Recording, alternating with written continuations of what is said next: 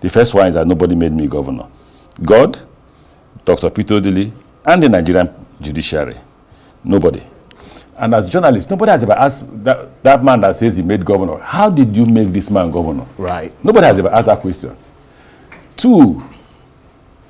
So how did you become governor then? I don't know. I went to court. Lateef Fagbemi is my lawyer. He's not the Attorney General, so you should ask.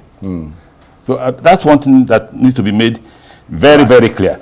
Two, it is not true that I'll call him Mohammed Bello Adoke flew all the way from Abuja to Port Harcourt. That Wike asked me to make him Commissioner for Finance, and I said no. He has to work under me. I want him as Chief of Staff so I can supervise him. I didn't offer him Commissioner for Finance. You see, I'm saying this because I don't want to join issues with children. Sure. I don't want to join issues with children. Because when you say you wanted him to watch over him, what does that mean? Governor supervising his staff. Because you felt he was a bit of a sort of renegade. No, I don't want to discuss that. I don't want to discuss politics. I've told you here that it's governor supervising. I will respect that. Governor supervising his staff. And we appreciate the fact that you took the time. You know, he made himself chief of staff. He made himself governor. He made himself minister. He made himself local government chairman. So end it there. Don't go further. Discuss my sister's birthday. Let's move forward. Okay. The current chairman of INEC, if he was the chairman of INEC in 2015, would not have won. That's an important point. May God bless Jega. It's a very interesting point. Because the ground rules were clear. The current chairman of INEC can only be compared to you. Honestly. But obviously, have you seen a man who, when we were to register APC, Jega opened the door, and once we comply with the registration requirement, he got APC registered. The current man, if like comply with all this, he will not register you. Already INEC is biased, working.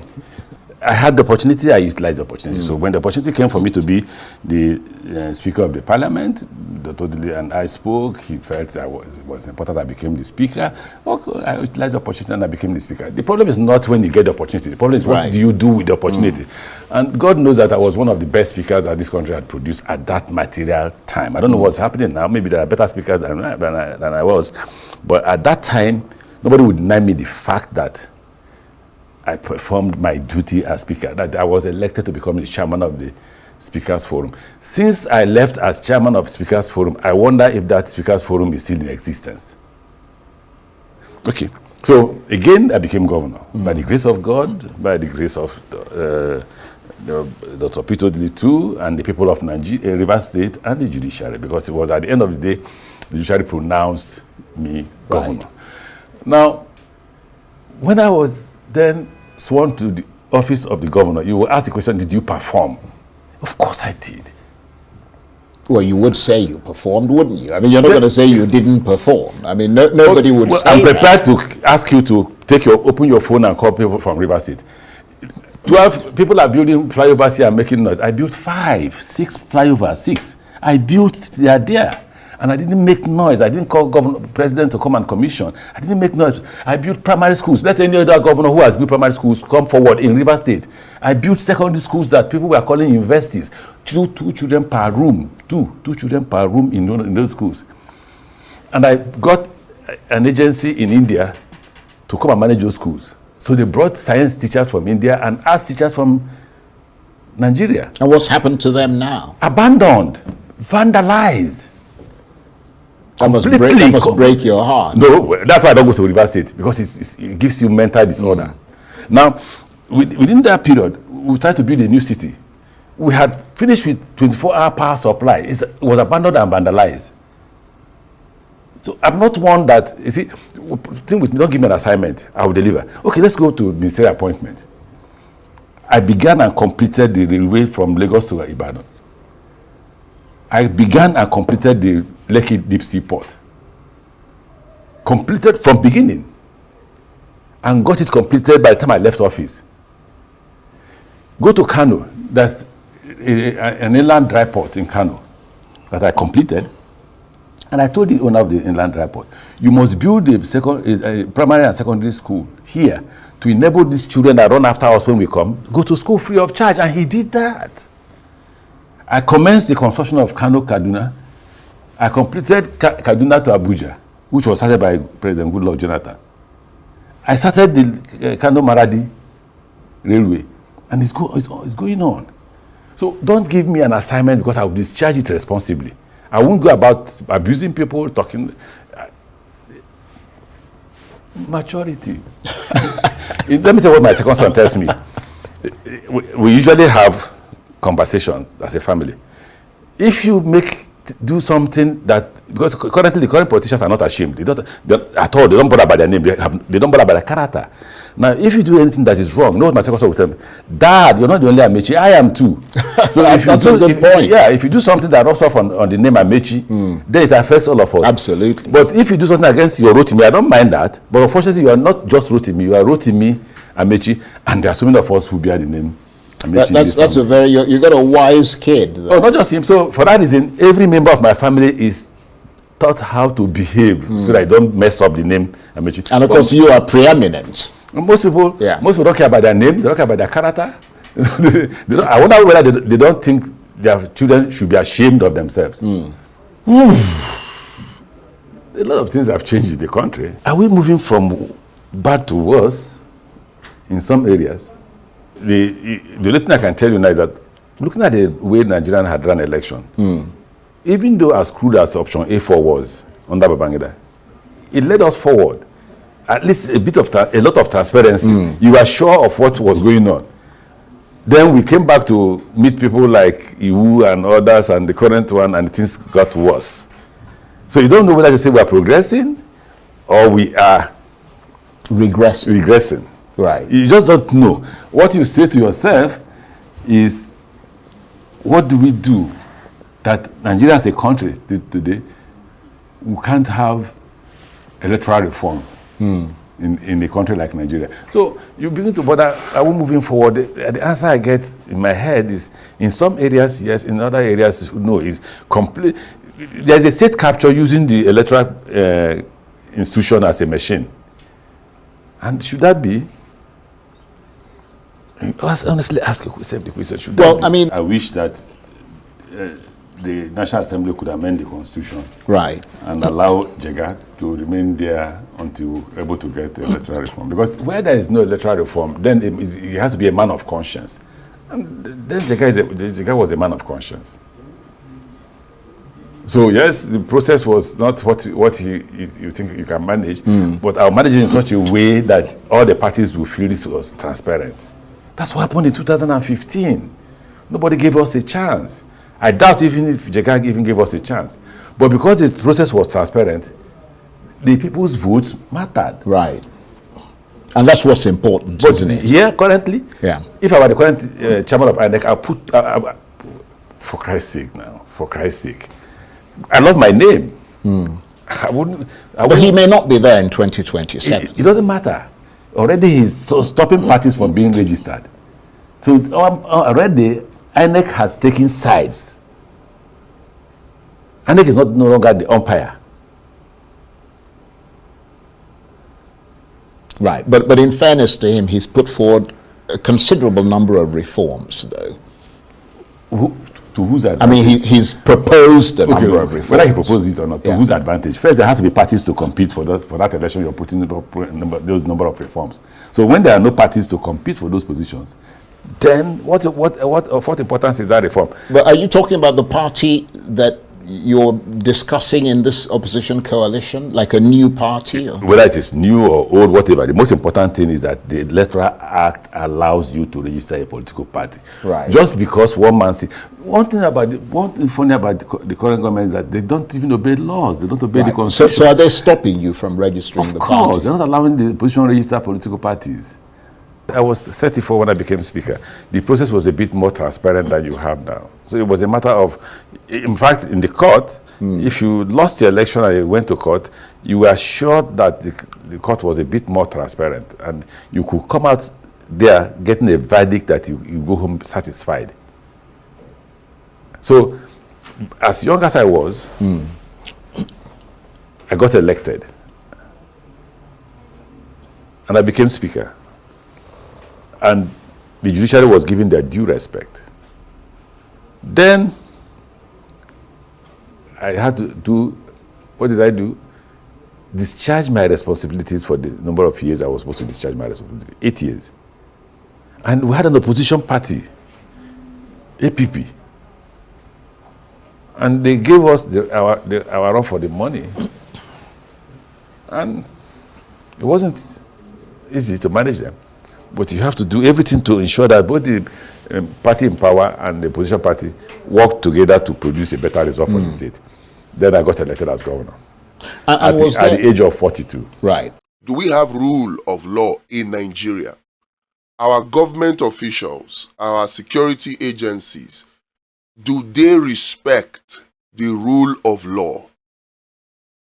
I leave you to answer that. We say that rule of law in Nigeria is dead, and you'll be right to say so.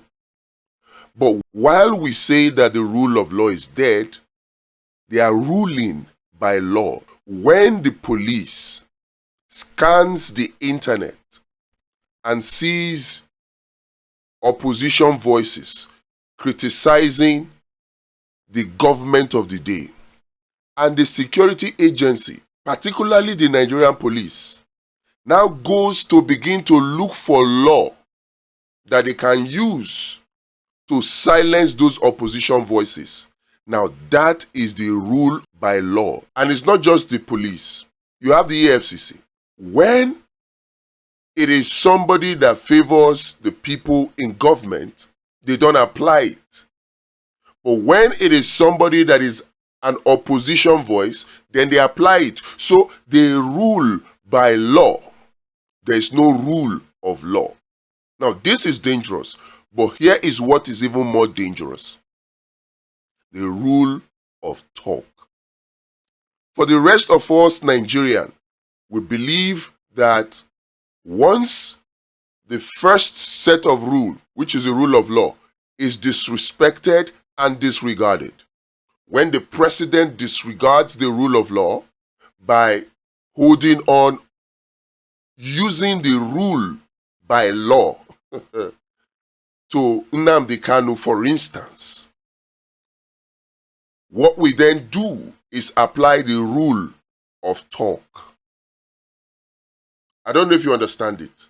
So the government of the day, or the government officials, or some powerful security agency officials, instead of applying or respecting the rule of law, they decide to rule by law. And we, as Nigerians, we react by using the rule of talk. Why is the rule of talk very dangerous? 2 reasons I would say very quickly. Number 1, the rule of talk is dangerous because it reinforces the rule by law. It reinforces it. It allows the rule by law to continue and allows the disrespect for the rule of law to continue. Then number 2 reasons why the rule of talk is dangerous.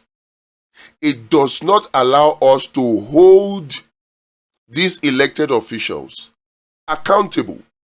They disrespect the rule of law and they choose rather to use the rule by law, and rather than hold them accountable, we choose to do the rule of talk. And the rule of talk is very, very short-handed. It lasts maybe 1 week. We have a David Umahi who comes on national TV and openly confessed with his mouth that he disregarded the rule of law. He openly stated with his own mouth that he chose to use rule by law. And then we as Nigerians, we are excited by using the rule of talk. We are talking. We make jest of him, we make caricature of him, and then we are happy and satisfied that we have used rule of talk. And we mistake rule of talk for holding government officials accountable. Are they the same thing? Now, David Umahi, in his open confession on national TV, should be held accountable for his actions. And how do you hold him accountable? You look for which law He broke. Which law did David Umahi break in his open confession on Arise TV, particularly with that cost per kilometer question from Rufai of Arise News? What law did David Umahi break? Now, once we now identify that law, we now take action. We make a mistake sometimes when we think that the rule of law can only be enforced by talking, by using the rule of talk. We make that mistake. And we think that these elected officials will always get away with their rule by law, even if we try to hold them accountable the right way. How do we hold them accountable the right way? For David Umahi, as an example, we must now write petitions. Don't say petitions don't work. They work. Government officials, the ruling elites, what they do with the rule by law is to use petitions against us. When the police decides to arrest very dark man, for instance, or a sea king, for instance, or these other guys, what they are doing is they are using rule by law. They are using petitions to suppress opposition voices. What stops us from using those petitions to hold them accountable?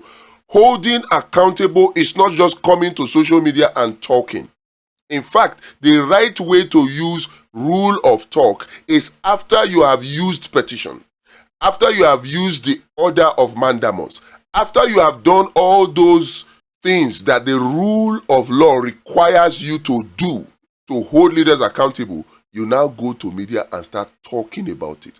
There's Freedom of Information Act that gives every single citizen of Nigeria the power to request any information, except those that are for national security purposes. We are not using it to get those information. This is where, for me, I blame Nigerian media. The Nigerian media, particularly the mainstream ones, particularly the legacy ones. There is a lot of power in the Freedom of Information Act that they are not using. Instead of helping us to enforce the rule of law, they are helping to push the rule by law. Yes. And they are doing so by tremendously encouraging the rule of talk. Talk. Plenty talk, they say, not the full basket. But one action is better than a million talk. We must back our talk with action. Look at the Electoral Act 2022. We are asking for electoral reforms. And we have people who are pushing already for electoral reforms. Not many of the powerful people, though. But here is where the problem is. We are at the stage of petition. That is rule of talk. But we have drafted an amendment act. Go and check. If you look at the Cyber Crimes Act of 2015, it has been amended in 2024. And it was amended without even being made public. Not so many Nigerians know about it.